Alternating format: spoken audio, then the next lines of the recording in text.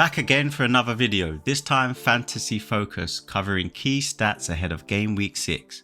Let's get straight into it.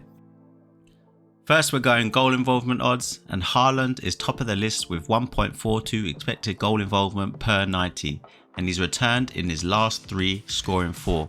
Now he faces Burnley, who concede the most chances per game in the league with an expected goals conceded of about 2 goals.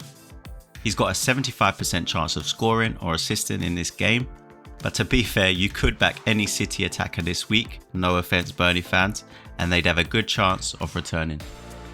Palmer shows up with 64% at home to Fulham, but I can't really see him starting. Maresca said he's been carrying a groin problem since the Club World Cup, so for me, he's one to avoid.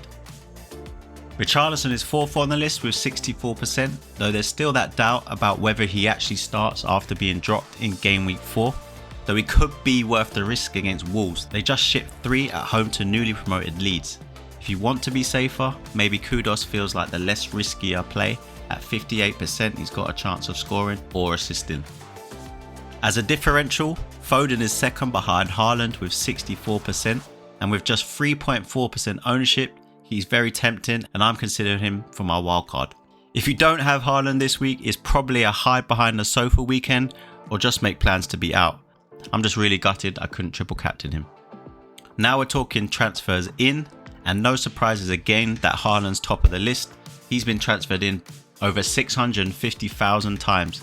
Obviously they have Burnley, so it goes without saying why.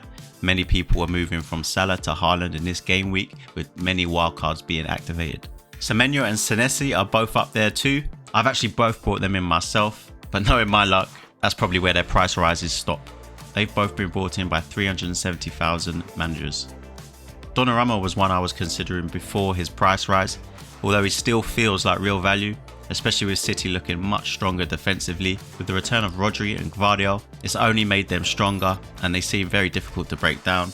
Even watching the Arsenal game, they look pretty solid, but for a piece of magic from Martinelli. So yeah, it's pretty clear why City players dominate the list.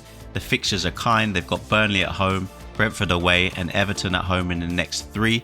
So yeah, Haaland, Donnarumma, Reinders, they are all pretty much guaranteed starters. Maybe Reinders, there's a little bit of doubt, but he's played every game so far this season, so you can see why these 3 players have been picked. Then I'm looking at Njai. Yeah, he's a really good pick. 6.5 million. He's on penalties, he's Everton's best attacking player, and actually his DEFCON points, if you look at his stats, he's actually got 51 DEFCON contributions in 5 games, which obviously is around 10 a game.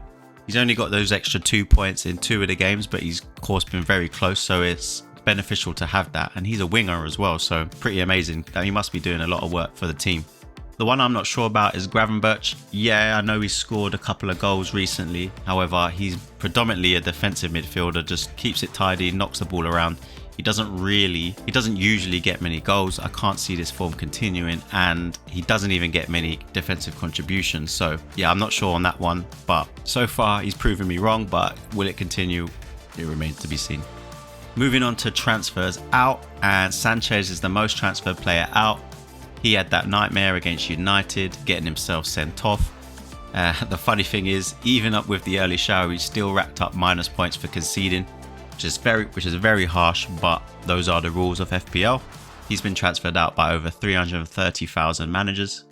Salah's also being sold out as his run of easier fixtures come to an end.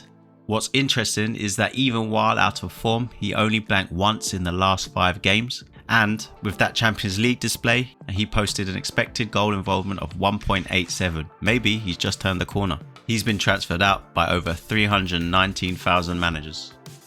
Surprisingly, Gyökeres finds himself on the list. His fixtures actually look decent after Newcastle away, with West Ham and Burnley either side of Fulham away and Palace at home. The problem is, he's gone missing in the real big games. Not a single shot on goal against United, Liverpool or City. He's been transferred by over 174,000 managers at the time of recording. And to be honest, when I watch him, he's not great on the eye. He looks pretty robotic, to be honest. He runs the channels well, but he doesn't really get himself into scoring positions, but he does have easy fixtures, so he is one I'm considering. He doesn't excite me. I prefer to get Saka with the penalties going to Gyökeres at the moment, that's what's swaying me. If Saka was on penalties, I would probably go for Saka because he's the more exciting pick. And finally, so long Watkins. Owning you has been painful. Next up, we're going clean sheet odds, and yeah, it's becoming a bit of a theme now. No surprises, City at the top. Burnley are the third worst side for expected goals, sitting at just 0.83. That's less than a goal per game.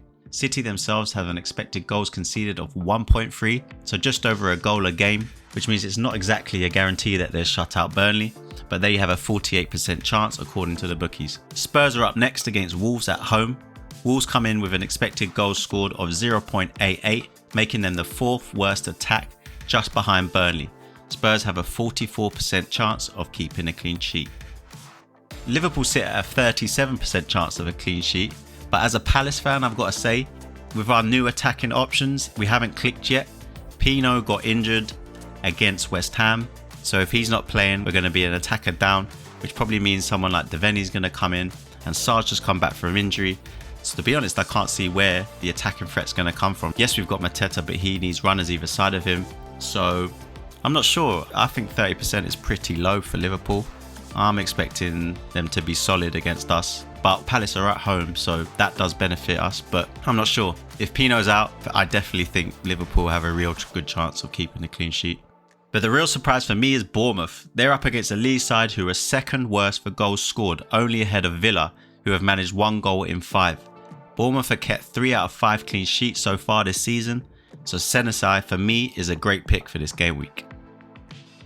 And finally, captain picks, and obviously the standout is Haaland. I don't really need to say any more. Burnley at home, he should score, he should get something. So yeah, I can see why he's top of the list, and I can see why so many managers are picking him as captain this week.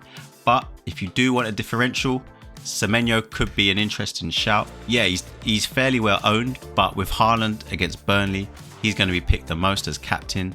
So that makes Semenyo a differential if you want to go for him. Semenyo carries an expected goal involvement of 0.6 and he's on penalties. That's it for this game week preview. Let me know in the comments who you're captaining and what transfers you're making. I'm always curious to see what everyone else is thinking. And if you found this useful, don't forget to like, subscribe and hit the notification bell so you don't miss the next update. Good luck this week, and here's hoping for plenty of green arrows.